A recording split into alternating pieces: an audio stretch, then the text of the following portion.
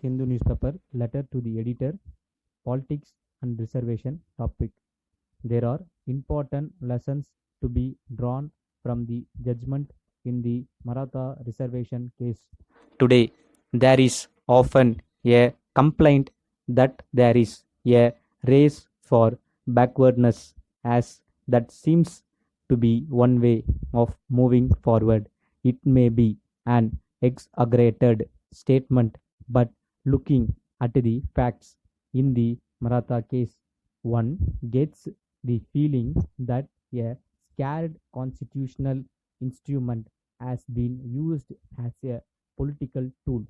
The M.G. Gaikwad Commission made its recommendations, which were later reduced by the Bombay High Court. The Supreme Court construct them down by saying that the Marathas are in the mainstream of life. This speaks volumes of how the principle of reservation, though important for the evolution and egalitarianism of society, is sometimes used for political consolidation.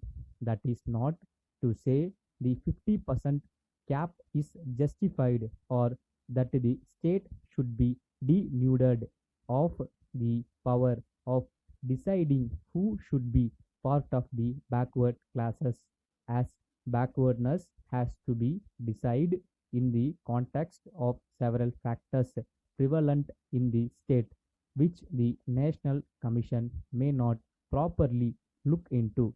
It is also goes against the principles of cooperative federalism. Therefore, one is justified in drawing the conclusion that sometimes reservation is used not for the purpose of encapsulation but for self-aggrandizement using political and constitutional instruments of power. The Maratha case shows this. Caution and scam. The writer editorial page A Act Scam of COVID merits his word of caution. May 6 means well, but in India, no patient in general would dare question a doctor. There are doctors would routinely prescribe various scams, perhaps to absolve themselves later of any blame for wrong diagnosis.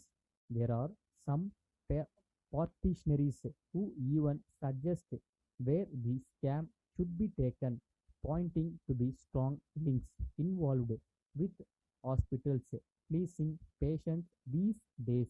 A once upon a time noble profession has become a business. At the same time, there are kind hearted souls who practice medicine with humanism. Third way warning. The warning by the government's principal scientific advisor, page 1, April 6, of an impending third COVID-19 wave needs further evolution. There is no third wave that has been spoken about in the media. The report must also be compared with what has been said by a leading biologist. Inside page surgery may go down by end of May 6. I am sure that many will agree that any warming needs to be based on scientific reasoning rather than extrapolation or an hunch. It needs to be corroborated by the medicine fertility. Such warnings in this case, scary too, will only play on the minds of people, even demoralizing frontline health workers. Stop.